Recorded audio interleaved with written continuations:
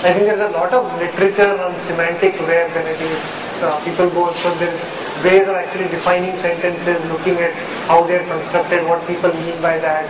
And when I say things in a series of sentences, I think in the example of Google Wave that you mentioned, they do a spelling check based on whether I'm in an emotion. If I'm adding extra characters to it, they don't change the spelling, but they actually do it if it's a normal sentence. So there is a certain amount of semantic web and ontologies and stuff that are coming in. But yeah, we still have a long way before it reaches mainstream.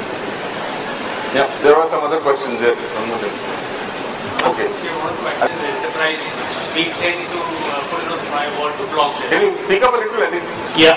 Can you hear me now? Yeah. So what happens to these social networking sites is in an enterprise. I mean, for example, in my own company, we don't allow social networking sites. Fine, I understand that it depends on what kind of manufacturer or what kind of area that you are in. What I would like to just comment is Web 3.0 seems to become a more mature part of 2.0. 2.0 seems to be focused on individuals, teens, teenagers, rather than something like an enterprise level. While 3.0 seems to have become more mature and added all these insecurities which would take place. Because I would fully agree with what he mentioned, that the payload part, because I had to actually block them because of the payload part, which actually created a Trojan within the company. And then, yes, I said no, and block, we had to actually block them. Hoping that Web.3 would grow, where it can become an enterprise-wide tool. So, do you have a question? No. Just a comment. Okay. Sure. I think there's a gentleman here. You can pass the line. Hi, I'm Bhavani from Data Monitor. We heard a lot about the boom side of the Web 2.0. I have a question here that with Web 2.0, from an enterprise organizational level, does it open new threats in terms of rebranding? As somebody in the panel said that, it's an age of microblogging. So probably Data Monitor's corporate marketing team has a profile on LinkedIn or on Twitter which says something, and me as an employee has a profile which says something else. So how do we shell ourselves against these risks in Web 2.0? And second question is that are we letting out, and this is just a thought that I would let the panelists talk a bit, are we letting out a little too much on the internet to our competitors in terms of strategy by opening up these things? Thank you. I think the privacy concern is warranted. With a lot of social media, people might not know where to draw the line, and there is evidence that some sensitive information could be bank accounts, could be things as simple as birthdays that would be used if you were to log into an email account, and there's a way around it if you know certain information. So that is a valid concern, but again, it's much more I think dependent on the individual to draw the line rather than an enterprise enforcing a policy that you're not supposed to say XYZ on your Facebook profile or your LinkedIn profile until or unless it's something related to the company itself. It's either editorial policy or self-regulation. But I think also his question was more around the negative that a person, internal or external, has, and is that a threat that you're opening up to? Ritu, you were mentioning earlier about this being one of the possibly the positive side where you can monitor what negative feelings are there, but then with an internal employee being dissatisfied, how do you try and address that? To me, it just the way I'm looking at it is that listen, the chatter is going to be there. The conversation is going to be there, the people are going to go and talk about it. I as an organization can take a decision of ignoring it and saying, oh yeah, there are people talking about it. We hear that, oh, I should not be present because the moment I'm having an official forum, somebody can come and write negative about me. But the point is, he might not come to my official forum, he'll go to 20 other places and write if he wants to write. I would rather be there, I would rather be aware of what the conversation is so that I can address it rather than be ignorant and say, in bliss saying that, listen, I don't know what is happening. It's like I don't know, so nothing's happening. To address what your second part is saying that, listen, are we opening up too much to our competitors in terms of strategies? I think there is going to be a question of how do you use your social networking comes in.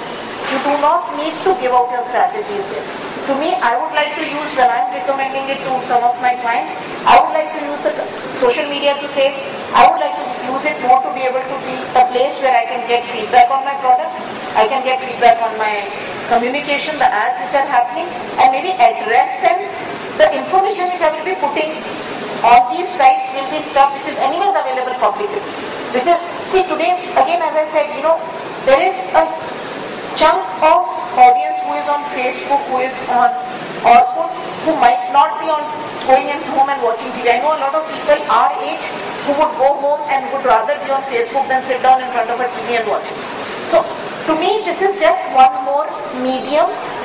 If I'm running a brand campaign, if I'm running an ad campaign, this to me is one more medium, and to me this medium is growing. In my view, 5 years down the line, I will not be surprised if this becomes the core medium and TV press around it becomes the surround medium.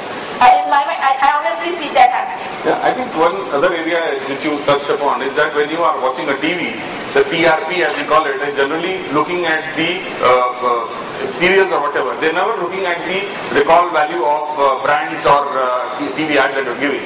The similar is the case with the newspaper. You read it and you dump it. Whether you saw the ad or didn't, there is no feedback. But here, with an online medium, there is an instant feedback. Either he goes and tweets about it or he posts a blog somewhere. So there are ways you can try and... measuring it. And when we run campaigns, I know I do a daily measurement. I don't do tracking at the end of the week or end of the month. We actually do daily tracking.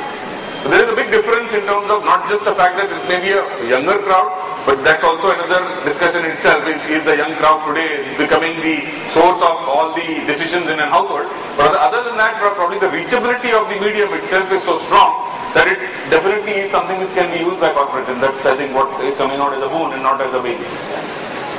Any other questions?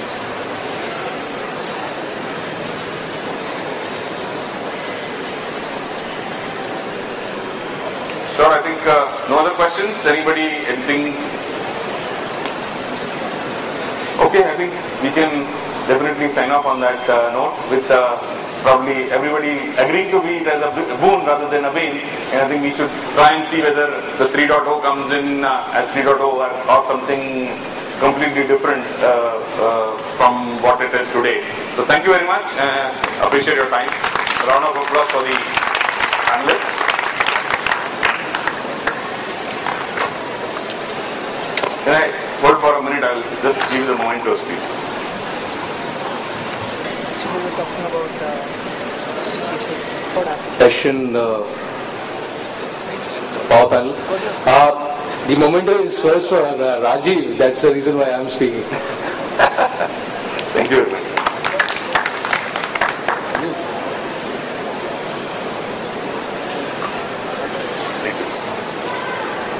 And now I request Rajiv to give the memento to Vamshi. Thank you. Thank you very much. And to Kaushal. Thank you.